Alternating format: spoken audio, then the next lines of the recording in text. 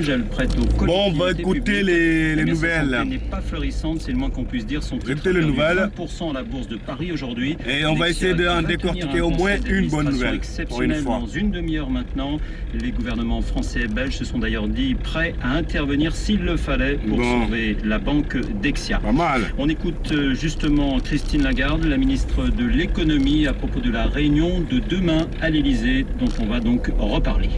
Les conditions d'octroi du crédit sont actuellement rendues un peu plus difficiles et pour les ménages et pour les petites et moyennes entreprises. Et je pense que le président de la République aura à cœur de rappeler... Bon, je la coupe elle, parce que on entend toujours la même chose. Donc je voulais vous dire aussi que là, vous écoutez les informations de 17h30. Donc on est lundi le 29 septembre 2008. Et en même temps, je vous propose de regarder un paysage. Donc vous pouvez deviner que vu comment il fait beau, qu'on est dans le sud. Donc vous regarderez ces images, ces paysages. Parce que j'ai pas autre chose à vous proposer de suite, vu que je suis coincé dans les embouteillages. Ça fait déjà quoi, 35 minutes et je dois faire 11 km. Donc l'essence ça coûte tellement cher. Notamment celle de François Hollande, et voilà quoi. Le premier secrétaire donc vous en faveur d'un fonds national. Regardez les images, vous écoutez. Donc excusez-moi, je vais laisser le journal finir. Et ensuite je vais voir entre-temps ce que je vais vous proposer. Il y a des conséquences de cette crise américaine. Ainsi, au Royaume-Uni, le gouvernement a annoncé la nationalisation de BNB, la banque Bradford & Bingley. Cette ancienne société mutualiste a plus de 150 ans. En Allemagne, il a fallu intervenir pour sauver de la faillite une banque. Ce sont d'ailleurs les autres banques qui ont accordé un crédit massif à cette banque Hypo Real Estate. Seule la grande banque espagnole Santander semble ignorer cette crise puisque les dirigeants de Santander sont même à l'affût d'options d'achat. Les hommages sont mauvais en France. Le chiffre précis sera connu tout à l'heure, mais 40 000 demandeurs d'emploi en plus par rapport à août. C'est un chiffre global qui a été donné depuis 48 heures maintenant par des membres du gouvernement. Alors selon Christine Lagarde, ministre de l'économie, on est en face d'une baisse de la croissance, d'une grosse baisse de l'intérim, et donc tous les intérimaires sortis de leur mission sont allés s'inscrire à la NPE. Ce serait l'un des éléments d'explication de ces mauvais chiffres. La sécurité sociale, elle aussi, a les comptes dans le rouge. Le gouvernement table sur un déficit de 8,6 milliards d'euros du régime général, celui des salariés pour l'an prochain, et cela malgré un effort de redressement. La mauvaise santé de l'économie a des conséquences sur les comptes de la Sécu qui tire les 3/4 de ses ressources des prélèvements justement sur les salaires, et donc le chiffre de l'emploi est très important. 17h34, Wall Street s'enfonce, moins 4%. Tout à l'heure, on fera bien sûr le point à la clôture ce soir à 22h, mais en tout cas, le plan de sauvetage du Congrès ne semble pas rétablir la confiance. À Paris, la bourse est également retombée sous la barre des 4000 points. Là, on va faire le point justement à la fin de ce journal. Le marché redoute la contagion de la crise américaine en Europe. Le président des États-Unis qui défend son plan de sauvetage des banques texte actuellement devant le Congrès. George Bush estime que ce plan s'attaque aux racines de la crise. Lors d'une brève allocution, le président américain s'est félicité du projet de loi élaboré ce week-end par le parlementaire démocrate et républicain George Bush. C'est une loi audacieuse. Elle va éviter que la crise de notre système financier ne s'étende à toute notre économie. Avec cette loi forte et décisive, nous allons relancer le flux du crédit. Et nous allons montrer que les États-Unis sont sérieux parce qu'il s'agit de restaurer la confiance dans notre système financier et dans sa stabilité. Cette loi prévoit d'investir jusqu'à 700 milliards de dollars des impôts payés par les contribuables. Mais à terme, je compte bien que le coût ultime sera bien inférieur. Le Congrès, en adoptant cette loi rapidement, peut envoyer un signal fort au marché ici et à l'étranger. Un vote pour cette loi est un vote pour éviter des dégâts économiques pour chacun d'entre vous. Il y aura d'autres défis à affronter, mais j'ai confiance, ce plan de sauvetage va commencer à restaurer la force et la stabilité du système financier et de toute l'économie aux États-Unis. George Bush, le plan dont il 700 milliards de dollars. Aujourd'hui, en tout cas, les autorités fédérales ont dû organiser en catastrophe la reprise d'une banque, Wachovia, par sa concurrente Citigroup. Pourtant, Citigroup avait été lourdement touchée par cette crise des subprimes. Wachovia est la 4e banque des États-Unis. C'est une banque de détail. Citigroup absorbera jusqu'à 42 milliards de dollars de pertes de cette banque sur un total qui excède de 312 milliards. La Réserve fédérale américaine qui annonce qu'elle va quasiment doubler les crédits qu'elle accorde aux banques centrales du monde entier afin de leur permettre de faire des prêts en dollars.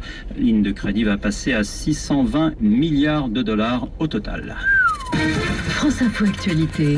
36 dans l'actualité également, le sommet Europe-Inde qui se tient à Marseille. Le Premier ministre indien est présent, tout comme le président Sarkozy. Tout à l'heure au menu, on va parler bien sûr économie, réchauffement climatique et puis crise financière. En Italie, hôtesses et pilotes sont d'accord pour sauver leur compagnie Alitalia grâce à une alliance de grands patrons de la péninsule, mais il reste encore des écueils à franchir avant la date butoir du 1er novembre. Jean Sarkozy relaxé par le tribunal de Paris des accusations de délit de fuite et dégradation commise avec son scooter sur une voiture. Le plaignant qu'il accusait d'avoir provoqué ces dégâts sur son véhicule a lui été condamné à verser 2000 € de réparation pour procédure abusive. Le président du Sénat, Christian Poncelet, dément catégoriquement bénéficier d'un appartement de fonction à vie. Toutefois, le président sortant du Sénat va continuer à occuper celui dont il dispose jusqu'à la fin de son mandat de sénateur en 2014. Chef d'entreprise, négociant agricole et responsable de coopérative, ils sont 16 à comparaître devant le tribunal correctionnel de Saint-Gaudens en Haute-Garonne. L'enquête des gendarmes avait été déclenchée par une surmortalité des abeilles dans le département ainsi que dans le Gers. Les 16 prévenus sont notamment poursuivis pour mise en vente de produits toxiques sans autorisation. À Saint-Gaudens, Stéphane Iglesias. C'est un peu comme un trafic de stupéfiants, dit un enquêteur qui assiste anonymement au procès. Il suffit de remonter la filière. Les associations qui conseillaient les agriculteurs... Donc voilà, en attendant, moi je cherche un appartement, T3, au minimum 2 chambres, salon, salle de bain, et bien sûr cuisine. Et puis, voilà, moi je gagne 900 €. Ma femme, elle gagne 600 €. On a une fille...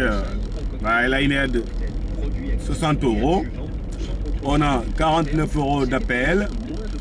Donc ce qui fait en gros, je sais pas, je vais faire le calcul tout à l'heure. C'est énorme. Donc voilà, on peut payer un loyer de... Donc en ce moment-là, on paye un loyer de 537 €. Et on paye l'électricité, on paye l'eau à part. Et on paye l'assurance. On a 2 véhicules, attention. Donc l'assurance des 2 véhicules, l'assurance de la maison. Et puis il faut faire des courses pour la maison. Et de temps en temps, on aimerait aller faire un tour au cinéma, je sais pas, aller bouffer ensemble au resto. On est jeunes, je sais pas, faire un petit boujou. Et c'est un peu chaud. Donc pourtant j'ai fait 39 heures. Mais bon, c'est pas grave. Donc voilà, on cherche un loyer, T3, 2 chambres minimum, propre, et pas cher. On va dire presque, c'est pas possible. Mais qui sait, on essaye. 22, je redonne le 440 moins. Bon, ce qui m'énerve, c'est que dans l'autre sens, ça roule quoi. Bon, là c'est Roquevert. Roquevert. Vous voyez à peu près où c'est.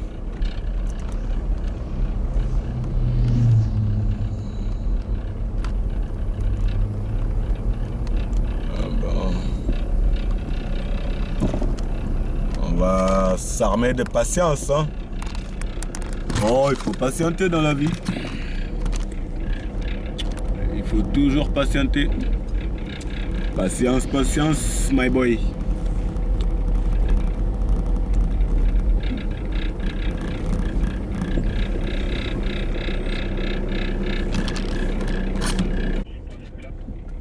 You got John Chakudov, nice dove. The talent and joyous babe. We got joy up to laugh, and I said, John and the damn so.